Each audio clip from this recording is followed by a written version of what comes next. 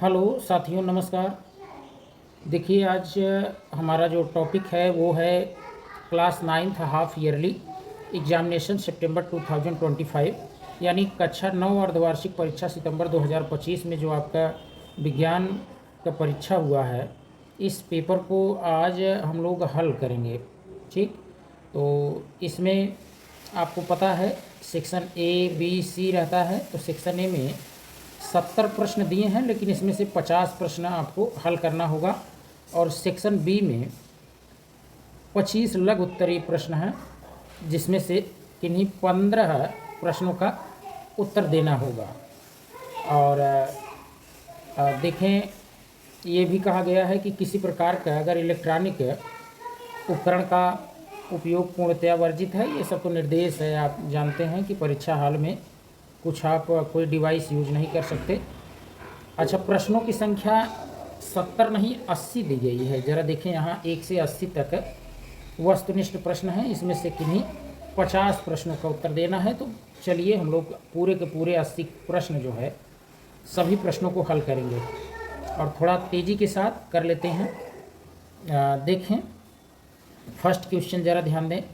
दिया गया है, यदि कोई वस्तु समय के साथ अपनी स्थिति बदलती है तो वह कैसी होगी? तो वो गतिशील होती है। समय के साथ अगर परिवर्तन हो रहा है तो गतिशील मानी जाती है। दूसरा प्रश्न आप ध्यान से देखें, चाल का यसाई मात्रक। अब आप जानते हैं चाल बराबर होता है दूरी बटे समय। चाल बराबर दूरी बटे समय, तो दूरी का मात्रक आपको मालूम है क्या है? मीटर। और समय का सेकंड, तो मीटर पर सेकंड, यानी ऑप्शन बी आपका सही हो जाएगा। यहाँ देखें, तीसरा क्वेश्चन आप ध्यान से देखिए, चाल और वेग में क्या अंतर है? तो आपको पता है चाल एक अदिश होता है। चाल क्या है? अदिश। जबकि वेग सदिश। तो वेग सदिश और चाल अदिश, तो ऑप्शन सी सही हो जाएगा। चौथा प्रश्न आप जरा ध्यान से देखें। चौथा, त्वरण का यसाई मात्रक क्या है? तो त्वरण का तो मीटर पर सेकंड स्क्वायर, ये आपको मालूम है। नेक्स्ट आप जरा देखें, पांचवा क्वेश्चन, यदि कोई वस्तु विराम से चलना प्रारंभ करे तो उसका प्रारंभिक वेग क्या होगा? विराम मतलब रुकी हुई अवस्था से अगर वो शुरू होता है चलना, तो प्रारंभ करता है, तो प्रारंभिक वेग क्या होगा? प्रारंभिक वेग शून्य होता है। आपको ये पता है, शुरू में तो वो शून्य ही होगा, जब विरामावस्था में है तो आपको मालूम है। छठा क्वेश्चन आप जरा देखें, एक वस्तु 10 सेकंड में 100 मीटर चलती है तो उसकी चाल बराबर आपको पता है दूरी बटे समय। दूरी बटे समय हो जाएगा। और दूरी बटे समय, दूरी कितना दिया है? दूरी 100 मीटर है, तो 100 और समय कितना है? 10। तो आपको पता है कि ये 10 बार में कट जाएगा, तो 10 मीटर पर सेकंड, यानी ऑप्शन बी सही हो जाएगा यहाँ। ठीक, ऑप्शन क्या सही हो जाएगा? ऑप्शन बी करेक्ट हो जाएगा, 10 मीटर पर सेकंड। सातवां आप जरा देखें प्रश्न। तो देखिए, सातवां प्रश्न आप जरा ध्यान से देखें, किसी वस्तु की विस्थापन और दूरी समान हो सकती है जब, यानी विस्थापन और दूरी, विस्थापन क्या होता है? प्रारंभिक वेग, प्रारंभिक स्थिति अगर आप देखें, और अंतिम स्थिति, प्रारंभिक और अंतिम स्थिति के बीच की दूरी। तो ये जब गति रेखीय होगी ना, तो ये विस्थापन होता है। प्रारंभिक और अंतिम स्थिति के बीच की दूरी जो होता है वो तो हो गया विस्थापन। और दूरी क्या है? यही दूरी प्रारंभ से लेकर अंत। जैसे कभी कोई यहाँ से चलना शुरू किया, घूमते घूमते यहाँ आ गया, तो यहाँ से यहाँ तक ये आपका विस्थापन हो जाएगा। ठीक, और दूरी यहाँ से जो आप चले हैं ऐसे होते हुए तब आए हैं, ये दूरी तो कब समान होगी? जब रेखीय होगा। तो गति रेखीय अगर हो तो वहाँ पर विस्थापन और दूरी दोनों समान होती है, तो ऑप्शन बी सही। आठवां प्रश्न आप देखें, गति का रेखा चित्र दिखाता है। गति का जो रेखा चित्र होता है वो क्या दिखाएगा? तो समय और दूरी के संबंध को वो दिखाता है। नौवां प्रश्न, यदि कोई वस्तु वृत्ताकार गति में हो तो उसका वेग। देखिए, वृत्ताकार गति में अगर वो गति कर रहा है तो उसका वेग हमेशा बदलता रहता है, इसलिए ऑप्शन बी सही होगा। 10वां प्रश्न, 60 किमी पर आवर। देखिए, 60 किलोमीटर प्रति घंटे चाल का मान मीटर पर सेकंड में क्या होगा? तो तो 60 किलोमीटर को किलोमीटर घंटा को अगर आप मीटर सेकंड में बदल रहे हैं तो 5/18 से आप उसको क्या कर दें, मल्टीप्लाई कर दें, तो ये आपको मीटर पर सेकंड में परिवर्तित हो जाएगा, ये बदल जाएगा। तो इस तरीके से आप इसको अगर सॉल्व करेंगे तो ये 16.66 आता है, यानी उसी को आप 6-7 कह देते हैं, क्योंकि 5 से अधिक होने पर आप इस तरीके से लिख सकते हैं। तो ऑप्शन ए सही होगा। 11 नंबर का आप प्रश्न देखें, बल का एसआई मात्रक। तो बल का एसआई मात्रक सभी को पता है, न्यूटन होता है। नेक्स्ट आप जरा देखें, संवेग का सूत्र।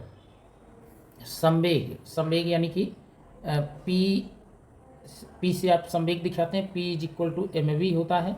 m यानी द्रव्यमान और v मतलब वेलासिटी, यानी द्रव्यमान गुणे वेग, यानी ऑप्शन सी सही हो जाएगा। तो नेक्स्ट प्रश्न आप देख लीजिए। अगला प्रश्न क्या है, न्यूटन का प्रथम नियम किससे संबंधित है? तो न्यूटन का प्रथम नियम जो होता है ये जड़त्व, इनर्शिया से रिलेटेड होता है, विराम होती है वस्तु।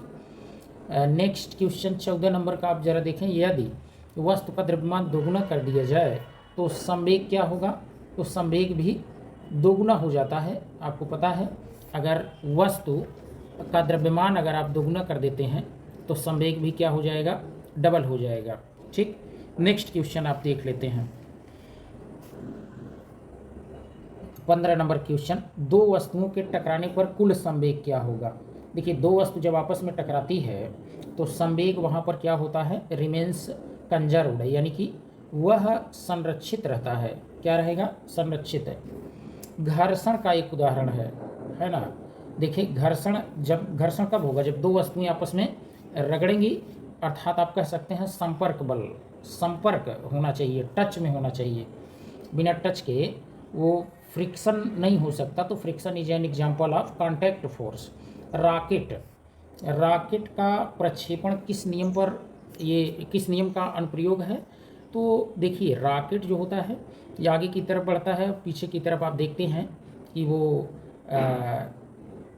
फोर्सफुली आगे की तरफ जाएगा और पीछे की तरफ वो अपना जो कुछ वास्ट सब्सटेंस है वो निकालता रहता है। जैसे वो तो अलग बात हो गई।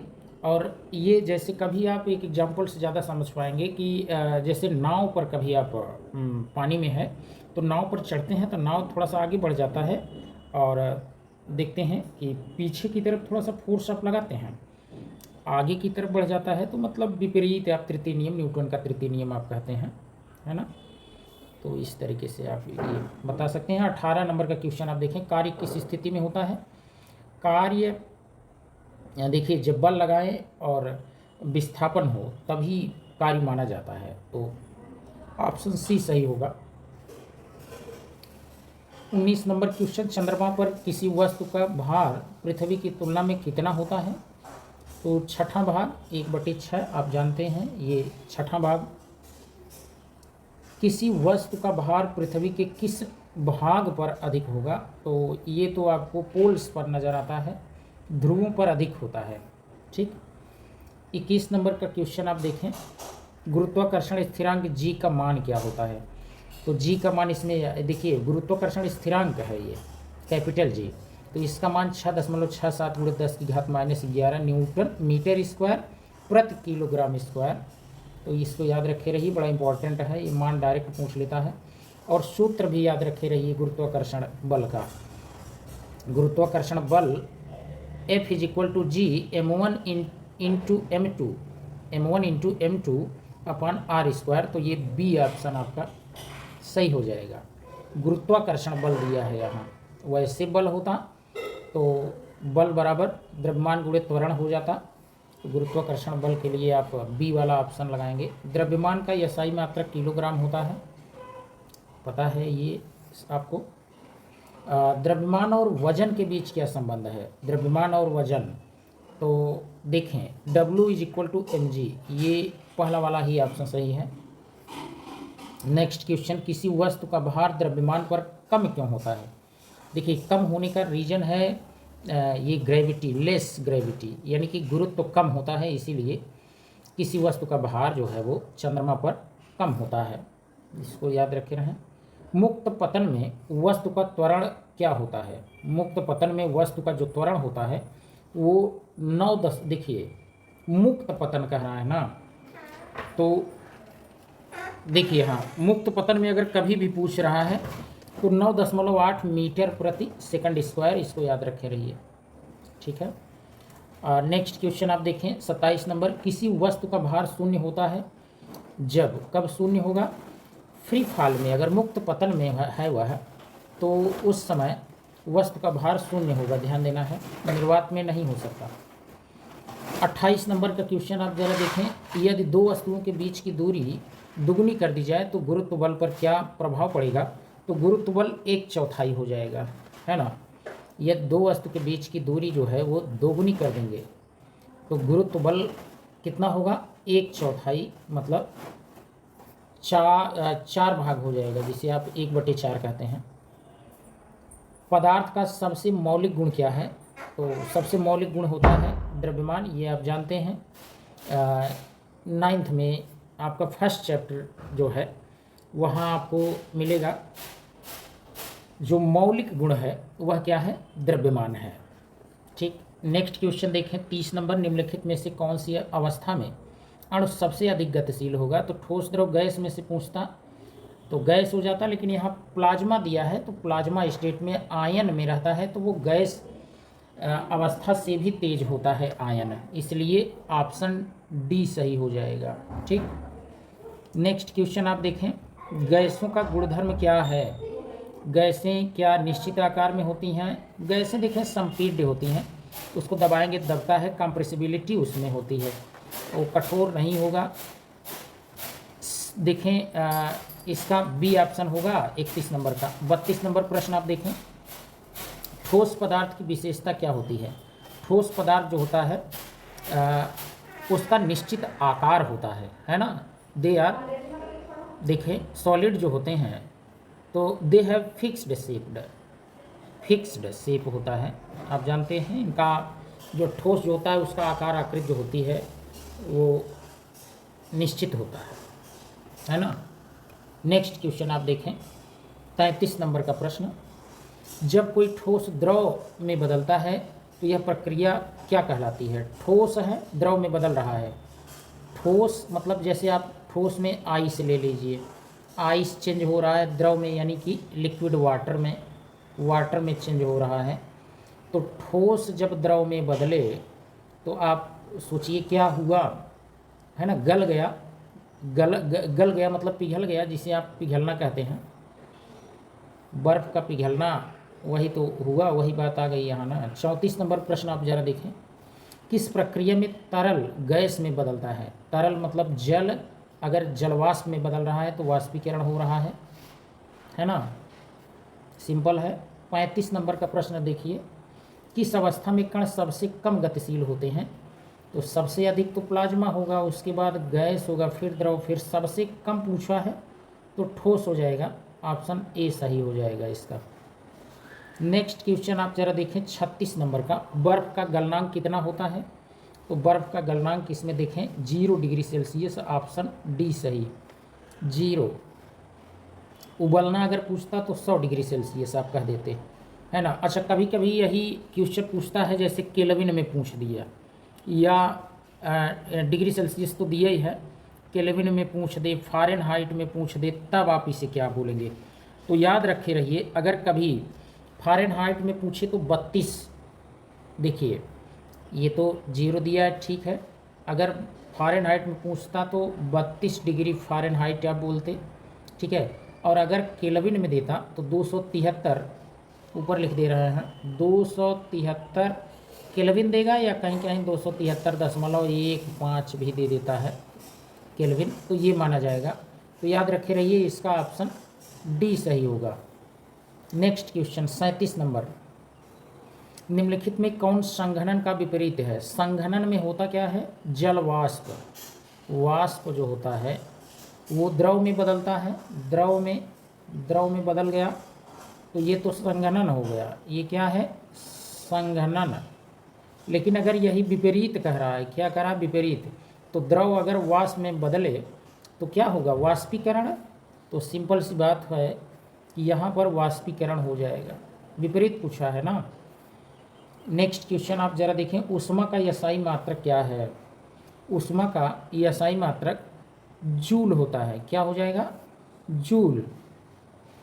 नेक्स्ट क्वेश्चन आप जरा देखें 39 नंबर, ठोसों के कणों में आकर्षण बल कैसा होता है? तो सबसे अधिक होगा, बहुत अधिक। ठोसों के कणों में आकर्षण बल बहुत अधिक होता है। 40 नंबर, निम्नलिखित में कौन ऊर्ध्वपाती पदार्थ है, मतलब ऊर्ध्वपातन पदार्थ है? तो चीनी तो होगा नहीं, पानी भी नहीं होगा, कपूर है। ऊर्ध्वपातन क्या होता है? जैसे कोई ठोस पदार्थ बिना द्रव में बदले सीधे गैस में बदल जाए, कपूर हुआ। कपूर के अलावा जैसे अगर दिया रहे कहीं नौसादर, नौसादर इसे कहते हैं NH4Cl को, अमोनियम क्लोराइड नौसादर हुआ, या आपका नैफ्थलीन हुआ, नैफ्थलीन, ये भी आपका है क्या? ऊर्ध्वपाती पदार्थ है। ठीक है। आयोडीन हुआ, आयोडीन, ये सब ऊर्ध्वपाती पदार्थ हैं। ठीक।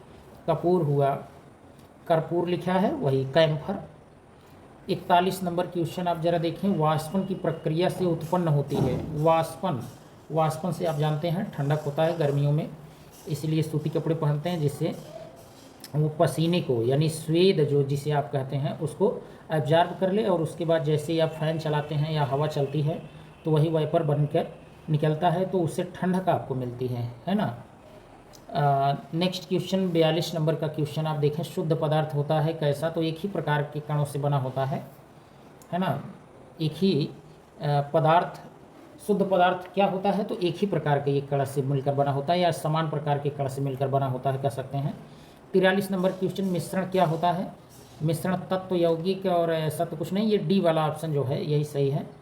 ये मिश्रण जो होता है ना, ये दो या दो से अधिक पदार्थों का भौतिक मिश्रण होता है, वो भी अनिश्चित अनुपात में। ठीक, अनुपात इसका निश्चित नहीं होता। 44 नंबर का प्रश्न आप जरा देखें, समांगी मिश्रण एक उदाहरण है। समांगी मिश्रण में आप जानते हैं जैसे चीनी को अगर पानी में घोलते हैं तो पूर्णतया वो कम्प्लीटली डिजॉल्व हो जाता है, घुल जाता है, जिसे हम अलग अलग नहीं देख पाते, है ना। तो वो समांगी हो गया। विषमांगी में आप अलग अलग देख सकते हैं, आप जानते हैं। तो इसमें आपका ये चाय जो है, चाय, ये आपका समांगी मिश्रण का एग्जाम्पल हो जाएगा। बनी हुई चाय जो आप पीते हैं छानने के बाद, है ना, तो वो उसकी बात हो रही है। 45 नंबर का क्वेश्चन आप जरा देखें, मिश्रण को घटकों में अलग करने की प्रक्रिया क्या है? तो आपको पता है सेपरेशन होता है, पृथक्करण, अलग अलग करेंगे, पृथक करेंगे, तो वही बात है। 46 नंबर का प्रश्न आप देखें, निम्नलिखित में कौन शुद्ध पदार्थ है? शुद्ध पदार्थ कौन होता है? जैसे कोई तत्व हो, यौगिक हो, ये तो मिश्रण है। वायु मिश्रण है, दूध में भी आप जानते हैं, ये भी आपका, ये पायस वैसे है, मिश्रण में आ जाएगा। नमक का घोल, ये भी मिश्रण है, क्योंकि जल और नमक हो जाएगा, लेकिन केवल नमक खाने वाला या NaCl है ना, सोडियम क्लोराइड, ये आपका शुद्ध पदार्थ हो जाएगा। तो इस तरीके से ऑप्शन सी सही। नेक्स्ट क्वेश्चन देखें, वाष्पीकरण का प्रयोग किस लिए किया जाता है? तो वाष्पीकरण का प्रयोग आप जानते हैं जैसे ठोस अलग करने के लिए, ठोस अगर है उसको अलग करने के लिए, ऐसा तो होगा नहीं, तरल अलग करने के लिए, घुले ठोस को निकालने, हाँ ये सी वाला ऑप्शन ज़्यादा बेटर है इन विकल्पों में, तो सी ऑप्शन इसका सही हो जाएगा, ध्यान दें। जैसे अभी आप नमक को जल में घोले रहते हैं, तो वाष्पीकरण अगर होगा तो वाष्प बन के जल उड़ जाएगा, तो ठोस, वो नमक उसी में रह जाएगा, तो ठोस, घुले ठोस को निकालने के लिए ज़्यादा बेटर है। 48 नंबर का क्वेश्चन आप देखें, पृथक्करण की कौन सी विधि रंगीन, देखिए सॉरी, देखिए जैसे कोई भी अगर रंग को अगर अलग करने के लिए आप बात करते हैं, तो इसमें क्रोमेटोग्राफी जो होता है ये ज़्यादा यही है सुटेबल, यहाँ रंगीन द्रव के लिए जो अलग करने के लिए यही विधि अपनाई जाती है। और 49 नंबर क्वेश्चन, निस्यंदन किस प्रकार का मिश्रण के लिए उपयुक्त है? निस्यंदन जैसे आप जल लेते हैं हैंड पाइप से, और उसमें अगर रेत मिला है तो कुछ देर के लिए रख देते हैं, तो धीरे धीरे जो सैंड है, बालू, रेत, वो धीरे धीरे नीचे की ओर चला जाता है, बैठ जाता है, इसी को आप निस्यंदन कहते हैं। तो ठोस द्रव का ये होता है मिश्रण, तो ठोस द्रव होगा तो उसी के लिए आप यूज करते हैं निस्यंदन। निस्यंदन मतलब वही फिल्ट्रेशन। अच्छा, फिल्ट्रेशन, हाँ, निस्यंदन ठीक है, वो भी है। अगर फिल्टर कर रहे हैं, अगर छान रहे हैं, तब भी ठोस द्रव ही रहेगा, तब भी वही उसी का यूज आप करेंगे। 50 नंबर का क्वेश्चन आप ज़रा देखें। कोलाइड में कणों का आकार, कोलाइड में कण का आकार 1 से 1000 नैनोमीटर होता है, इसको याद रखे रहिए। ऑप्शन बी सही। कभी कभी पूछता है 1 नैनोमीटर बराबर कितने मीटर, तो 10 की घात माइनस 9 मीटर, इसको याद रखे रहिए। कभी कभी ये पूछता है प्रश्न 1 नैनोमीटर या 1 एंगस्ट्रॉम बराबर कितना मीटर, तो 10 की घात माइनस 10 मीटर। या पूछेगा 1 पिकोमीटर बराबर कितना मीटर, तो 10 की घात माइनस 12 मीटर, इसको याद रखे रहिए। ये सब क्वेश्चन पूछता है 1 माइक्रोन बराबर कितना मीटर, 10 की घात माइनस 6 मीटर, तो ये सब याद रखे रहिए। 51 नंबर का क्वेश्चन, कोलाइड किस प्रकार का मिश्रण है, कोलाइड विस्मांगी मिश्रण होता है ना, यही टिंडल इफेक्ट और ब्राउनियन मोशन ये सब दिखाता है कोलाइड। अच्छा, वही क्वेश्चन भी आ गया, देखिए टिंडल प्रभाव किस में देखा जाता है, तो कोलाइड में ही, ऑप्शन ए सही। तो ये ऐसे क्वेश्चन बहुत पूछता है। विलयन क्या है जरा देखें। विलयन आप जानते हैं 2 या 2 से अधिक समांगी मिश्रण को विलयन कहते हैं। 2 or more homogeneous mixture is known as solution, तो इसमें समांगी मिश्रण यानी होमोजीनियस सोल्यूशन या होमोजीनियस मिक्सचर आप जिसे कहते हैं, ऑप्शन ए सही हो जाएगा। नेक्स्ट क्वेश्चन देखिए, किस उपकरण के प्रयोग से टिंडल प्रभाव को देखा जा सकता है, तो देखिए वैसे तो आप प्रकाश जो है, प्रकाश पुंज, उससे देख सकते हैं, चाहे वो ये टार्च से भी, सूर्य के प्रकाश से भी, लेजर बीम भी, नंगी आँख से नहीं देख सकते। अगर यहाँ दिया होता किस उपकरण के प्रयोग से टिंडल प्रभाव नहीं देखा जा सकता, तो आप यहाँ देखिए। अच्छा, नंगी आँख से जैसे अगर आप उसमें हैं टिंडल प्रभाव के लिए कोलाइडी होना चाहिए, कोलाइडी में तो आप वैसे नंगी आँख से भी आसानी से नहीं देख पाएंगे। देखिए, सबसे इफ़ेक्टिव यहाँ लेज़र बीम है। क्या है, लेज़र बीम सबसे प्रभावी है। उसके बाद तब आपका ये हाथ का टार्च और ये सूर्य का प्रकाश ये सब हो जाएगा, लेकिन सबसे प्रभावी यहाँ लेज़र बीम ही है, इसको जानते रहिए। जीवन की मौलिक इकाई जो है, यह आपका बायो वाला पोर्शन आ गया। जीवन की जो मौलिक इकाई होती है ना, आप जानते हैं फंडामेंटल यूनिट ऑफ लाइफ जो होता है वो सेल होता है, कोशिका होती है, तो इसको याद रखे रहिए। कोशिका की खोज किसने की, तो मृत कोशिका की खोज रॉबर्ट हुक ने किया था, ऑप्शन सी मृत। लेकिन याद रखे रहिए मृत कोशिका, ल्यूवेन हॉक ने जीवित कोशिका की किया था, जीवित कोशिका की खोज इन्होंने किया था, इसको याद रखे रहिए। जीवित कोशिका दिया होता तब तो ये सही हो जाता सॉरी। और स्लाइडन और स्वान जो है वो कोशिका सिद्धांत दिए थे, तो देखो। अच्छा, अगला क्वेश्चन वही आ गया, कोशिका सिद्धांत किसने प्रस्तावित किया था, तो स्वान और स्लाइडन ने, यानी कि स्लाइडन और स्वान नामक वैज्ञानिक ने, तो इसको याद रखे रहिए। और हुक मतलब रॉबर्ट हुक, ये तो मृत कोशिका का किए थे। और मेंडल आप जानते हैं आनुवंशिकी के जनक हैं। 58 नंबर का क्वेश्चन आप जरा देखिए, कोशिका झिल्ली का क्या कार्य है, तो ये तो प्रोटेक्शन का काम करता है, रक्षा का काम करता है।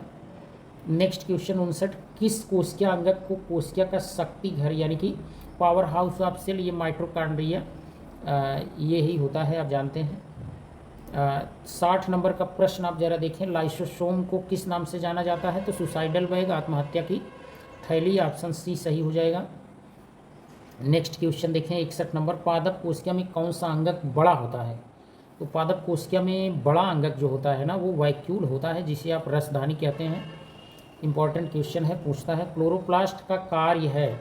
देखिए, क्लोरोप्लास्ट जो होता है इसका कार्य होता है फोटोसिंथेसिस, प्रकाश संश्लेषण, ये क्लोरोप्लास्ट का ये फंक्शन होता है।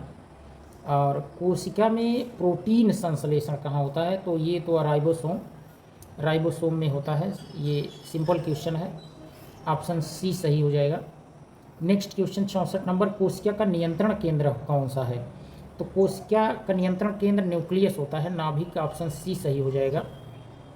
नेक्स्ट क्वेश्चन, जंतु ऊतक का अध्ययन क्या कहलाता है। देखिए, जंतु ऊतक, तो ये तो हिस्टोलॉजी कहलाएगा। क्या कहलाएगा, हिस्टोलॉजी, यानी कि ऑप्शन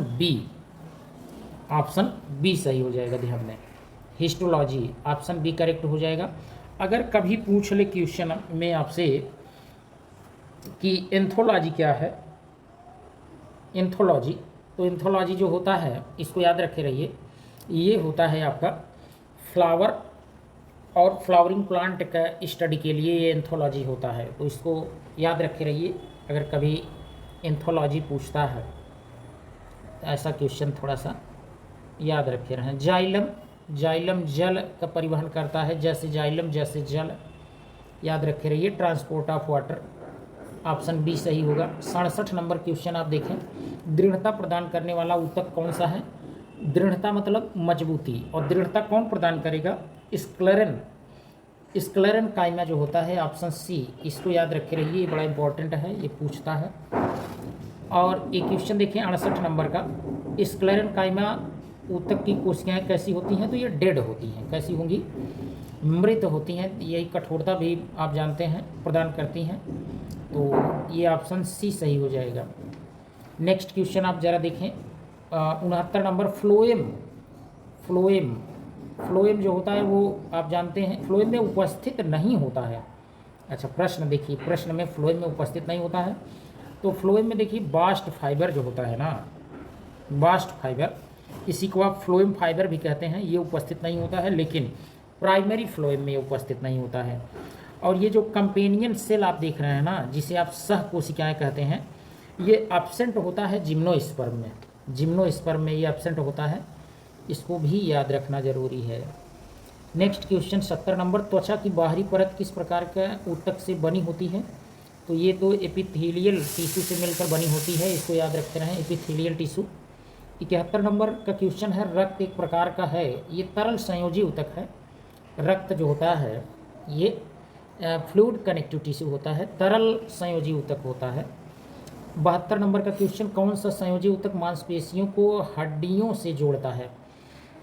इसको एक ट्रिक है, याद रखे रहिए, BLB, BLB और BTM, ये याद रखे रहिए। देखिए, बोन को बोन से, बोन को बोन से कौन जोड़ता है? L मतलब लिगामेंट, लेकिन यहाँ बोन को बोन से नहीं कह रहा है, ये कह रहा है कि मांसपेशियाँ मतलब मसल्स, M, मसल्स को हड्डियों से यानी बोन से जोड़ता है कौन? तो T मतलब टेंडन, टेंडन, यानी ऑप्शन बी सही हो जाएगा। ठीक, कभी कभी ये क्वेश्चन दोनों याद रखे रहिए, बोन टू बोन को लिगामेंट और bone to muscle tendon, BLB और BTM, ये याद रहेगा तो दो क्वेश्चन तो तैयार रहता है। कभी कभी पूछता है ऐसा क्वेश्चन। देखिए, जीव में विविधता का अध्ययन कहलाता है, तो ये तो बायोडाइवर्सिटी में, जैव विविधता में ही इसका अध्ययन किया जाता है। 74 नंबर का क्वेश्चन आप जरा देखें, जीवों को वर्गीकृत करने की पहली कोशिश किसने की? तो एरिस्टोटल ने किया था। अरस्तु ने द्विनाम पद्धति, अब जो बाइनामियल नॉमेनक्लेचर है उसको तो किसने दिया था? कैरोलस लिनियस ने, लेकिन जो शुरुआत है वो किसने किया था? अरस्तु ने किया था।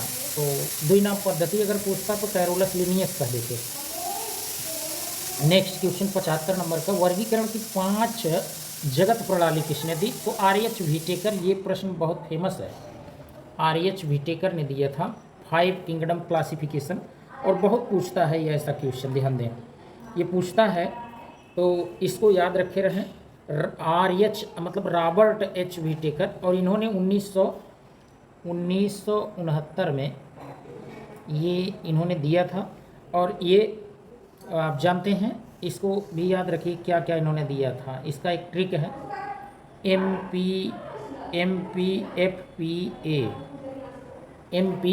MPFPA है ना, MPFPA।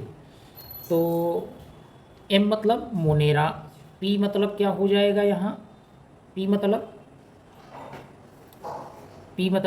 यहाँ आप देखिए, M मतलब तो हो गया मोनेरा, P मतलब आपका क्या हो जाएगा?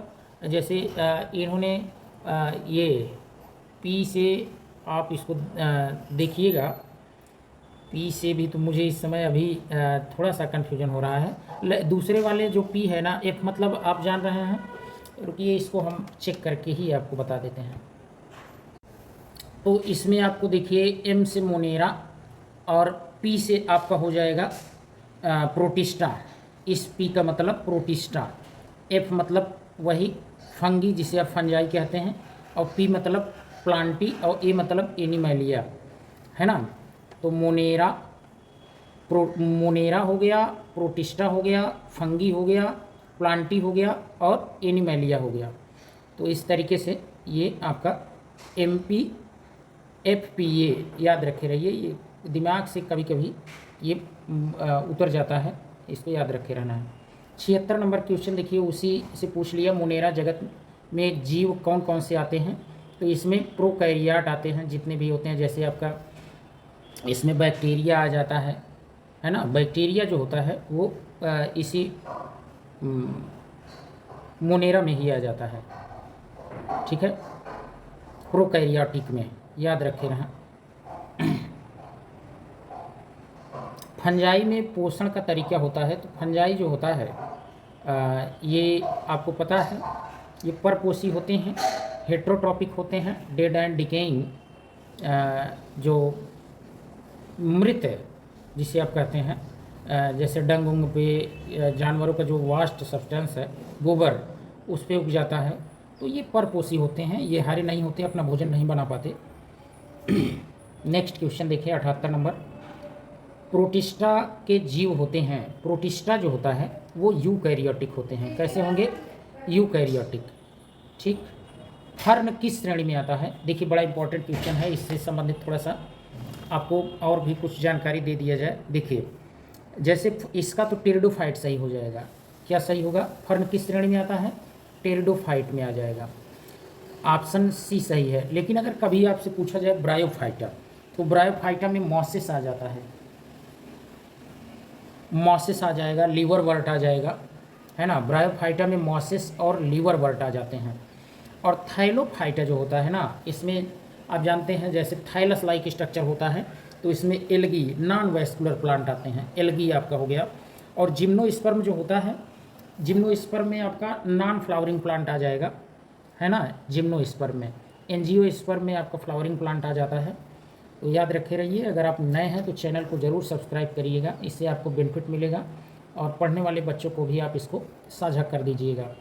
लास्ट क्वेश्चन देखें, सिलेंट्रेट में विशेष अंग कौन से होते हैं? तो विशेष अंग जो सिलेंट्रेट का होता है वो निडोब्लास्ट या निमेटोसिस्ट होता है, इसी को आप निडोब्लास्ट भी कहते हैं। तो इसको याद रखे रहिए। इस तरीके से आपका 80 क्वेश्चन हुआ। और जो आपका ये लघु उत्तरीय प्रश्न है, इसको आप इजीली कर सकते हैं, बहुत ऐसा कुछ नहीं था कि जो ना समझ में आए। तो यही क्वेश्चन है, ठोस और गैस में कोई दो अंतर लिखो, ये सब इजी क्वेश्चन है ना।